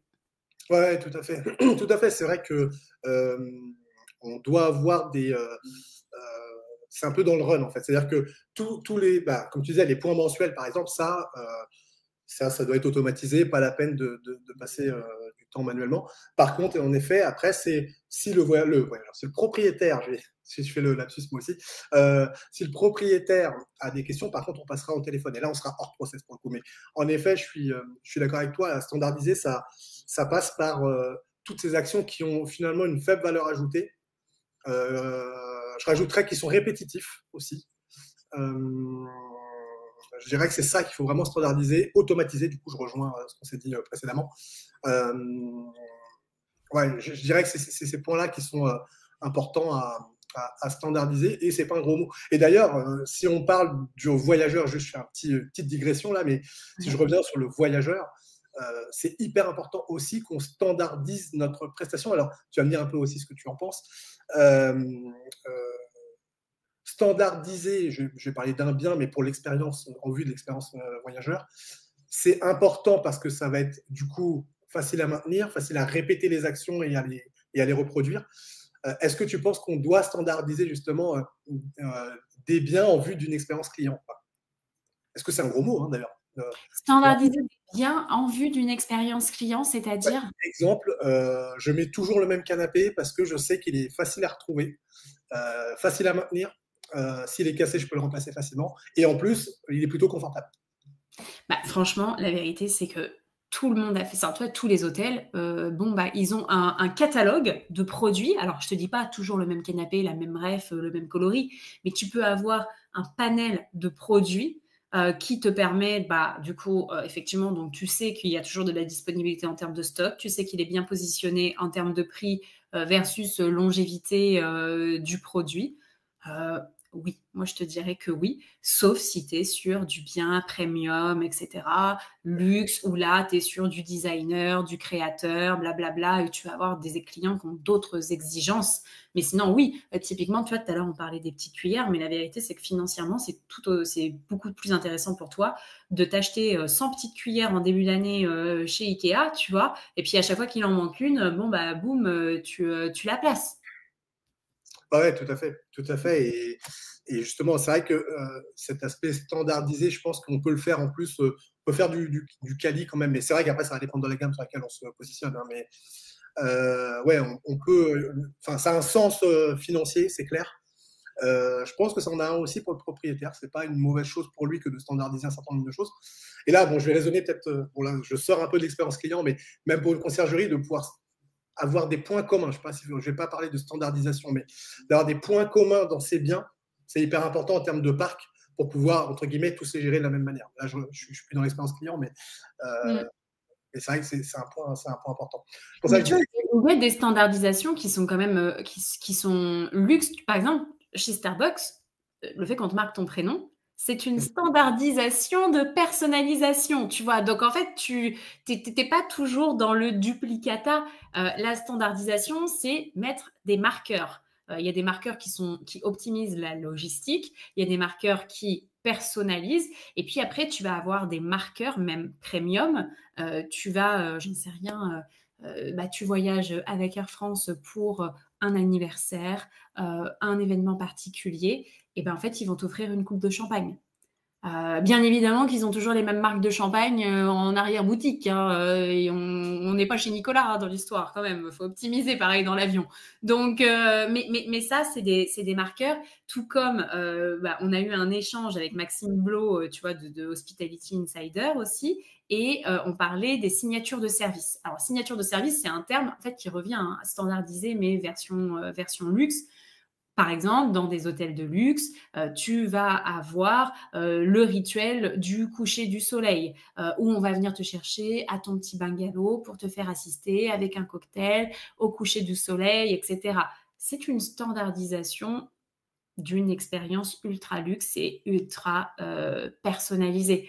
Comme quand tu vas chez Cartier pour t'acheter des bijoux, par exemple, ils vont t'apporter ça sur un petit plateau rouge, ils vont mettre des gants blancs, etc. Si jamais demain il y a quelqu'un qui fait la même chose et qui n'a pas les gants blancs, tu vas te dire, oula, c'est bizarre. C'est une standardisation d'un rituel. Tu ritualises certains moments de ton parcours. Ouais, mais ça montre bien que c'est un super exemple, je trouve. Et ça montre bien que c'est pas un gros mot. Parfois, les gens se disent, tiens, c'est standardisé. Ah, ça y est, on perd en qualité. On a toujours cette impression-là. Et, et non, en tout cas, l'exemple que tu donnes, je pense, est très, très intéressant, justement. Et il va vraiment dans ce sens-là. Donc, il faut standardiser, mais c'est pour en faire le meilleur, en fait. Donc, c'est quelque chose en tout cas, sur lequel moi, je suis bien d'accord. On a parlé donc de la relation client-voyageur, propriétaire. Mhm. Comment est-ce qu'aujourd'hui, on peut mesurer un peu l'impact de ce qu'on met en place en termes de relation client? Évidemment, on pense tous à se dire, je sais pas, les commentaires et puis les revenus. C'est un petit peu les deux choses Mhm. qui sont mesurables assez facilement. Comment toi, tu nous proposerais de mesurer un petit peu l'impact de la relation client de ce qu'on a mis en place? Déjà, tu as dit deux choses qui sont quand même très intéressantes. C'est les commentaires, donc c'est qualitatif, donc c'est analyser ce qui est verbalisé dans les commentaires, et puis les revenus quantitatifs. Et tu vois, ça, je pense que c'est toujours important d'avoir un mix d'analyse entre du quanti et du quali. Maintenant, en expérience client, ce qu'on va aller chercher, c'est d'autres indicateurs. Mais il y en a plein, Henrik. Si tu veux, j'ai un référentiel, j'ai plus de 60 indicateurs. Il y a le taux de fidélisation, évidemment, tu vois, des choses qui sont très business. L'expérience client n'est pas du tout décorrélée du business, bien au contraire. Maintenant, c'est vrai qu'on a quand même des indicateurs qui sont plus spécifiques sur la partie satisfaction. Tu vas avoir le NPS, c'est le Net Promoter Score. Le NPS, c'est sur une échelle de 0 à 10, à quel point recommanderiez-vous notre marque à un de vos proches. 8 et 9, c'est les promoteurs. 9 et 10, pardon, ce sont les promoteurs. 7 et 8, c'est le ventre mou. Les gens, on sait, ils sont ni contents ni pas contents. Et en dessous, c'est tous les détracteurs. Là, c'est un indice de recommandation. Donc, toi, tu peux faire, par exemple, à la fin de l'année, quand tu fais ton point fiscalité, dire, voilà, sur une échelle de 0 à 10, à quel point recommanderiez-vous notre service de conciergerie à des proches? Puis tu vas chercher de la reco aussi en même temps, parce que ça aussi, ça fait toujours plaisir. Après, tu as le Customer Satisfaction Score. Ça, c'est généralement les fameuses 5 étoiles. Êtes-vous satisfait de votre passage en boutique aujourd'hui? Boum, système d'étoiles, tac, voilà, tu as 4,5 sur 5. Très bien. Et puis après, tu as aussi un autre indicateur qui est le Customer Effort Score. Donc lui, il vient mesurer finalement l'effort qu'a dû fournir ton client, soit pour interagir avec ta marque, contractualiser par exemple, appeler le service client, mettre en location son premier bien, etc. Là, tu vas plutôt venir scorer le parcours. Est-ce que c'est facile de travailler avec toi? Et tu vois, déjà, ce combo de 3 indicateurs, il ne vient pas checker la même chose. Il vient checker, est-ce que ton parcours, il est OK? Est-ce que tes clients, ils sont satisfaits? Et est-ce qu'on te recommanderait? Ça, déjà, c'est le top 3, en gros, des indicateurs qui sont utilisés dans le domaine de l'expérience client, en plus de pléthore d'autres et des indicateurs aussi qui sont plus business. Moi, je te dirais, effectivement, il faut que tu regardes comment vous appelez ça? Moi, je dis c'est le taux de churn, tu vois, mais le taux de les propriétaires qui suppriment leurs biens de ton catalogue, etc. Ça, c'est hyper important aussi à gérer. Tu auras forcément du churn, parce qu'il y a des gens, ils vont redevenir propriétaires pleins de leurs biens, ou ils vont décider de le vendre, etc. Mais il faut faire attention à ce que ce pourcentage, il reste logique d'année en année. Ouais. Oui, tout à fait. En tout cas, c'est super intéressant ces 3 indicateurs que tu as donnés là. Il y en a au moins que je n'avais pas fait, donc je vais le mettre en place. C'est lequel? Le dernier, l'effort, le Customer Effort Scoring, c'est ça? Exactement. Super intéressant, c'est un truc à mettre en place. Ça permet effectivement ça mesure un petit peu l'efficacité de notre process. Là. Je trouve ça super intéressant. Et ça, on le fait. Tu vois, moi, je le fais pas. Donc, pour ceux qui nous regardent, vous avez déjà 3 indicateurs à mettre en place et à suivre qui sont super intéressants. Oui, après, en effet, je pense que il y a. Après, qu'on soit voyageur ou propriétaire, le timing va être un petit peu différent. Côté propriétaire, en effet, faire ce type d'enquête un petit peu annuelle ou 6 mois, il faut voir un petit peu quel est le meilleur pas de temps. Parce qu'après, il va y avoir la fréquence de ce type d'enquête et de requête. En fait, il faut que tu les places au bon moment dans le parcours. Le meilleur conseil, en gros, que je puisse te donner, c'est que tu refais ton parcours, donc vraiment la frise chronologique de tes voyageurs, la frise chronologique de tes propriétaires. Et ces enquêtes, tu vas venir les déclencher à différents moments. Par exemple, quand il a souscrit un contrat d'accompagnement avec toi, là, tu vas déclencher un Customer Effort Score parce que tu veux savoir si c'était facile de contractualiser avec toi. Lorsqu'il a fait sa première location, là, tu vas plutôt lui faire un Customer Satisfaction Score, échelle de 5 étoiles. Est-ce que tu es content de comment s'est passée ta première location? À l'inverse, à la fin de l'année, quand tu fais le point fiscal, tu vas chercher la recommandation. Au global, sur l'année, sur une échelle de 0 à 10, à combien noteriez-vous la recommandation que vous faites à vos proches de notre accompagnement? Donc vraiment, tu viens les mettre comme des petites aiguilles, tu vois, sur la frise chronologique de ton parcours, de manière ajustée, et tu balances pas les 3 à chaque fois, soit au même moment, etc. Tu viens, hop, tu piques un petit peu partout de manière mesurée, justement. Tu viens mettre de la mesure, mais mesurée. Et t'oublie pas, parce que là, on parle de quantitatif, mais effectivement, tu as parlé des avis, le qualitatif. Tout ça, tu le mélanges aussi avec tous les avis que tu reçois. Et l'objectif, c'est qu'à la fin de l'année, tu mets tout ça dans un grand shaker. Tu remues, et tu en fais ressortir ce qui revient le plus souvent en point positif pour faire évoluer ton marketing, mais aussi ce qui revient le plus souvent d'un point de vue négatif, axe d'amélioration. Te dire, s'il y en a un qui m'a dit que c'était chiant de signer en ligne le contrat, on s'en fiche. On le met sur le côté. Par contre, s'il y en a 20 clients sur l'année qui m'ont dit que j'étais pas assez réactive par WhatsApp, etc., là, c'est qu'il y a quelque chose à mettre en place pour m'améliorer. Oui, c'est clair. Ouais, ouais, je suis d'accord avec toi. Il y a le timing auquel on va faire ces demandes. Et ouais, c'est d'ailleurs plus ça qui est important que la fréquence, d'ailleurs, du coup, par rapport à ce que tu viens de dire. Ok, c'est super intéressant. Je pense que ça, tu vois, justement, c'est pour ça aussi que je voulais que tu puisses nous donner ton avis un peu extérieur à notre métier, tu vois. Je pense que ça, c'est des points qu'aujourd'hui, on pratique moins dans la conciergerie. Parce que, comme je disais au début, notamment dans la relation propriétaire, c'est une relation qui est un petit peu bizarre aujourd'hui. Je trouve qu'elle est négligée, je trouve. Et alors qu'on a plein de choses, plein d'enseignements à en tirer, justement, pour pérenniser notre activité, parce que c'est quand même ça un peu le but du jeu. Donc, de pouvoir mesurer et faire ce travail que tu dis de frise pour pouvoir justement bien positionner le parcours du propriétaire, son parcours client, et quand est-ce qu'on va le solliciter en termes de recommandations, enfin les 3 indicateurs que tu nous as donnés là. Ouais, moi je trouve ça super intéressant et c'est un truc que je pense qu'on ne fait pas assez, en tout cas, pour ceux qui le font en partie. Et ça, c'est des points vraiment d'amélioration pour nos métiers. Voilà, c'est quand même le but de ce talk show, c'est de professionnaliser nos activités. Donc, merci pour ces précieux conseils. Je pense que pour ceux qui nous suivent, ça va être intéressant de mettre ça en place. Avec plaisir, si tu veux, je t'enverrai des petits modèles, etc. Si vous avez un truc à faire, peut-être quand la période d'activité haute sera passée, effectivement, faites ce petit exercice et ça va vous faire du bien, ça remet sur les rails. C'est nous ce qu'on appelle la Customer Journey Map de manière générale. C'est la cartographie du parcours client, cette fameuse frise chronologique, mais en fait, ça fait un récap de tout ce que vit le client avec nous, quels sont les points positifs, les points d'amélioration. Et l'objectif, c'est tous les ans, on re-challenge le truc et on s'améliore parce qu'aujourd'hui, acquérir, en fait, ça coûte super cher. Et donc, vous avez tout intérêt à vous inscrire dans une stratégie de fidélisation parce que sachez que c'est pas un mythe, c'est qu'aujourd'hui, ça coûte 22 fois plus cher d'acquérir que de fidéliser. Et donc, si vous misez sur une stratégie de fidélisation, notamment avec l'expérience client, en fait, vous allez gagner plus d'argent et vous allez réduire des coûts aussi. Il y a la partie émergée de l'iceberg où en fait, les gens vont vous confier leurs biens, on va pouvoir augmenter les paniers moyens, etc. Peut-être qu'ils ont d'autres biens qui vont pouvoir vous confier aussi en parallèle et tout.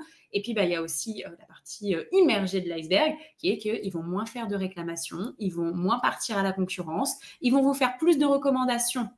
Donc, vous n'allez pas avoir besoin de dépenser d'argent moins en acquisition, etc.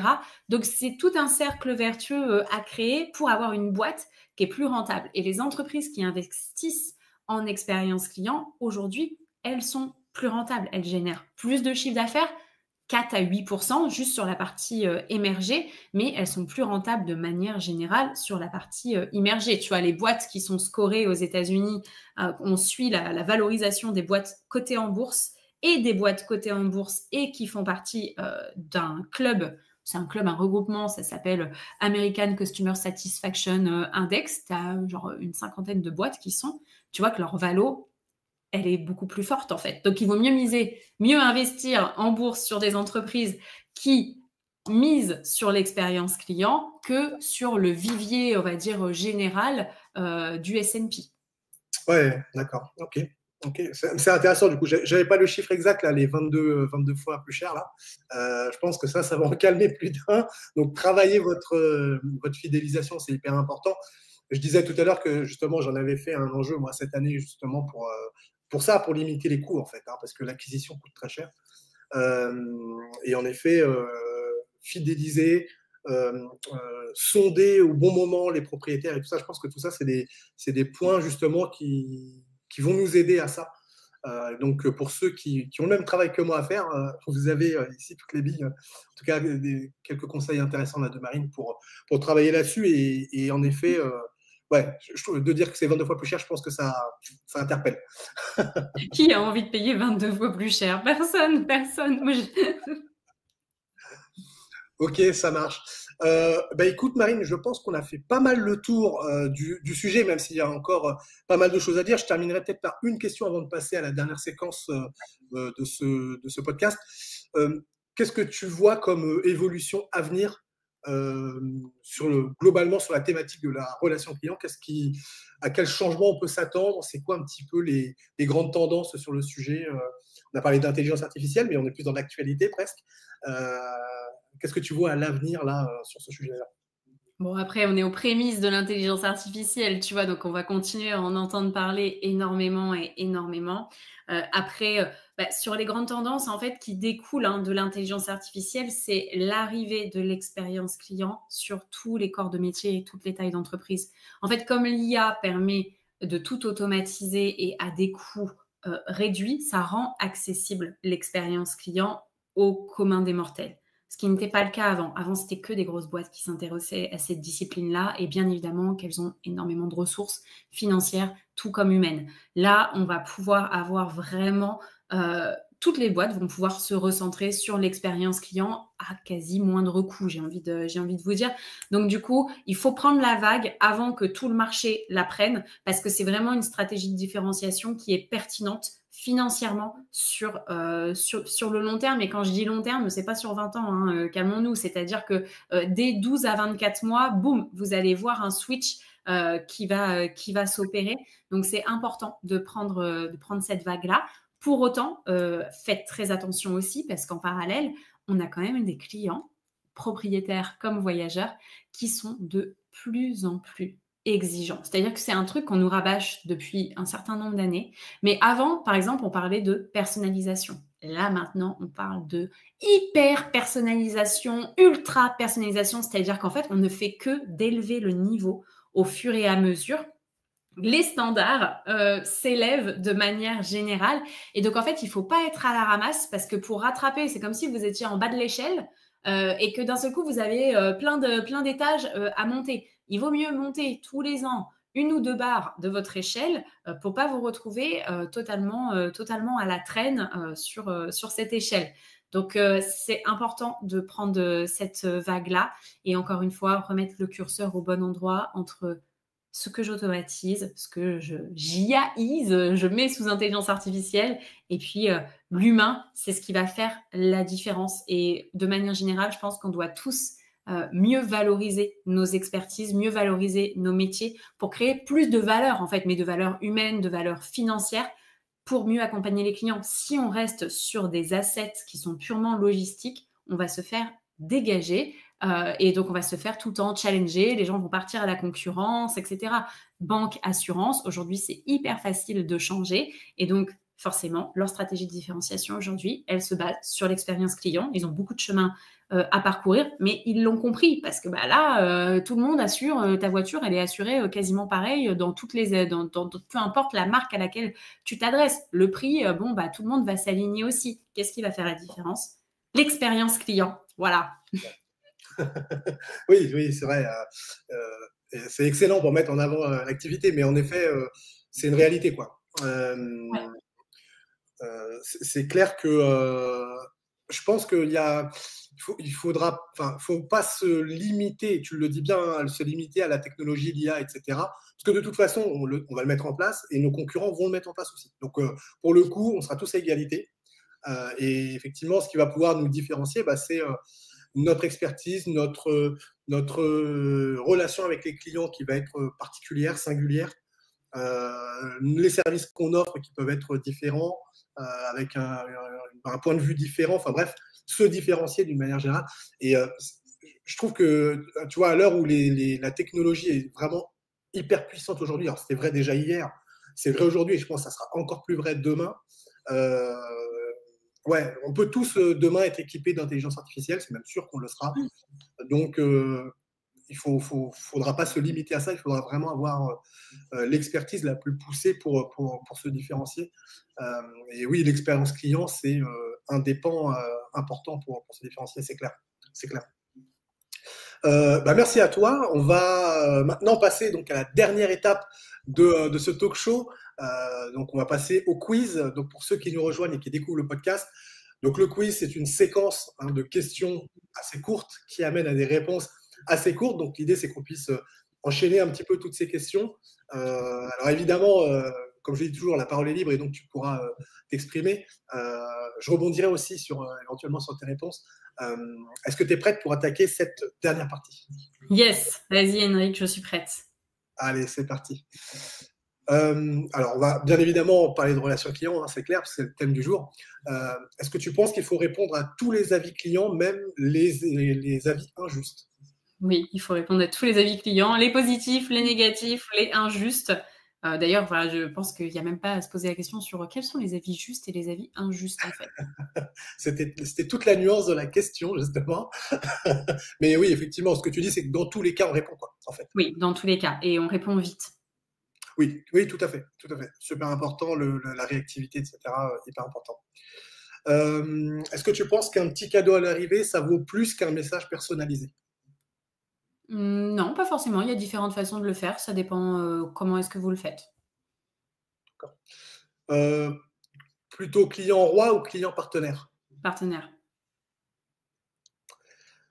Même si on est voyageur ou propriétaire, tu ferais une différence ou pas? Non, partenaire. Tout le monde a besoin les uns des autres pour que ça marche. S'il y a quelqu'un qui t'insulte et tout, non, en fait, ça passe pas du tout. Non, on n'est plus du tout dans une stratégie de client roi. On est tous des partenaires. Ok. Alors, je rentre un petit peu dans le détail technique de nos métiers, mais est-ce que tu penses que le propriétaire doit être impliqué dans les décisions tarifaires qu'on peut prendre vis-à-vis de son bien? Je dirais oui et non. Je pense qu'il doit mettre en place peut-être, je dirais, un seuil minimum et peut-être un prix, je dirais un prix minimum, tu vois. Mais peut-être que tu t'engages avec lui sur une rentabilité à la nuit, etc. Et qu'après, c'est toi qui fais ta sauce en fonction de paramètres extérieurs pour bien positionner le prix, pour qu'au global, il ait la rentabilité que tu lui as promis. Oui, tout à fait. Ouais, et puis ça rejoint un peu ce qu'on s'était dit tout à l'heure sur la transparence qu'on a avec le propriétaire aussi. Si on lui dit à chaque fois qu'on a changé à 1 euro près les prix, je pense que c'est un quart, quoi. Donc, effectivement, on l'implique, comme tu dis, sur un mini, ça c'est quelque chose qui se fait beaucoup. Et après, dans le run au quotidien, moi en tout cas, je fais le choix de ne pas forcément l'informer de ce qui se passe. Par contre, on regarde à la fin du mois, on fait le bilan. C'est plutôt ça, Ouais. le résultat. Quel est, d'après toi, le meilleur levier pour la fidélisation des clients? Une bonne qualité de ménage ou une bonne qualité de dialogue? Ménage, ça reste quand même en fait, c'est ce sur quoi on est quand même attendu de base. Si le ménage, il n'est pas bon, le dialogue sera quand même compliqué. Donc, vous en avez besoin. Et d'ailleurs, je soulèverais même que c'est quand même un levier relationnel. Tu vois, moi, quand j'ai fait mon checking sur l'appartement, eh ben, j'ai croisé la personne qui s'occupe du ménage. Elle m'a souhaité la bienvenue. Elle m'a dit que, parce qu'elle s'occupe de tout l'immeuble, si tu veux, avec les différents apparts, c'est bon, votre appartement, il est prêt, etc. Et je l'ai revue à la sortie. Elle s'est assurée que ça s'était bien passé et tout. Donc, en fait, c'est elle qui a eu limite le plus d'interaction avec moi plutôt que le propriétaire ou la conciergerie qui s'est occupé de mettre en place le bien. Et c'est aussi une posture qu'on observe avec les agents de sécurité. On a tendance à les foutre dans un coin et à se dire qu'ils servent à intervenir s'il y a des vols. Mais en fait, un agent de sécurité, il a un pouvoir relationnel hyper fort. Ouais, c'est vrai. Ouais. Intéressant. Intéressant. Est-ce qu'il faut dire non à un client pour poser des limites? Oui, tu peux dire non à un client. Ouais, la réponse fait un peu bizarre du coup vis-à-vis de la question, mais Mais oui, oui, bien sûr. mais oui, tu peux. Ok. Est-ce que tu préfères une bonne automatisation ou un bon assistant humain? Une bonne automatisation. Ok, plutôt au regard de comment dire, des coûts, etc., tu veux dire? C'est ça? Ouais, plutôt au regard des coûts et puis au regard aussi que l'humain, c'est normal, il bosse pas 7/7, 24/24 et que du coup, moi, des fois, tu sais, j'ai des trucs qui popent dans mon cerveau et c'est pas forcément sur des heures, des heures ouvrées, je dirais. Donc, bien évidemment, s'il y a toujours un humain, tu vois, si tu as de la rotation qui s'opère, je te dirais un bon humain, mais dans une logique d'accessibilité. On parle d'accessibilité du service client, de la relation client, je te dirais une bonne automatisation. Ok. Est-ce que tu crois ou est-ce que tu penses qu'il faudrait avoir une certification, un label autour de la relation client? Alors, je parle des conciergeries, mais c'est peut-être une question qu'on peut poser de manière plus large.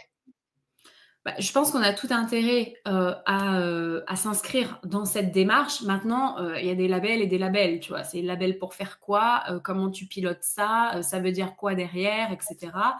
Aujourd'hui, il y a des gros labels qui existent. On a par exemple élu service client de l'année. C'est incroyable ce qu'ils font. Par contre, c'est vrai que c'est réservé à des entreprises qui sont déjà d'une taille assez gigantesque. Je pense que ouais, il faudrait peut-être qu'on réfléchisse, tu vois, à un label pour, encore une fois, et c'est pas péjoratif, le commun des mortels, mais en fait, toute l'économie qui fait tourner la France, parce qu'il n'y a pas que les 50, le top 50 des boîtes, tu vois. Donc, je pense que oui, ça pourrait être une idée, mais attention à pas tomber dans le travers du label, on met le coup de tampon, puis après, il se passe que dalle. Ouais, tout à fait, tout à fait. Alors une petite question que je pose assez régulièrement et tu pourras nous donner ton regard externe par rapport à ça. Plutôt Airbnb ou plutôt Booking? Je ne sais pas d'ailleurs par quoi tu as réservé la dernière Et fois. moi, c'était par Booking, tu vois. Donc, j'ai envie de te dire que je suis quand même très Booking pour le pro et Airbnb peut-être pour le perso. À voir. Voilà, franchement, 50-50, hein. Sauf que je passe beaucoup plus de temps dans ma vie pro que dans ma vie perso. Donc, du coup, ça fait pas du tout 50-50. Mais bon. Ok, ok, ça marche. Est-ce que tu aurais un livre, une ressource ou un mentor qui t'a inspiré dans ton parcours que tu voudrais nous partager ici? Un livre ou une ressource, écoute, je regarde autour de moi, mais tu sais quoi? Il y a pas longtemps, alors c'est la deuxième fois que j'en parle, je te l'enverrai, c'est Constance Calvé, Non merci, je regarde, l'art de la vente et de la relation client dans le luxe. Alors, donc, ça parle beaucoup de clienteling, de comment est-ce que j'interagis avec les clients, détecter des opportunités quand je dois leur vendre des bijoux à plus de 100 000 euros. Mais en fait, la méthode, elle est transposable, peu importe la notion tarifaire qu'il y a derrière. Et du coup, c'est plein d'anecdotes, c'est que des histoires qu'elle raconte, qu'elle a eues avec des clients. Et c'était hyper facile à lire et tout. J'ai trouvé ça vraiment intéressant. Donc, si vous cherchez une lecture cool pour cet été, je vous la recommande. Ça fait du bien au cerveau et ça donne des tips. Ok, cool, cool. Alors, quelle est ta potion magique pour réussir dans ton métier, donc ce qui te renforce au quotidien? Ma potion magique, c'est beaucoup de détermination, beaucoup d'automatisation aussi. Je ne pourrais pas faire ce que je fais sans intelligence artificielle. En tout cas, je ne pourrais pas le faire autant. Je pense que je suis une entrepreneur augmentée, je dirais d'au moins 40% par l'intelligence artificielle. Tu vois, c'est vraiment important.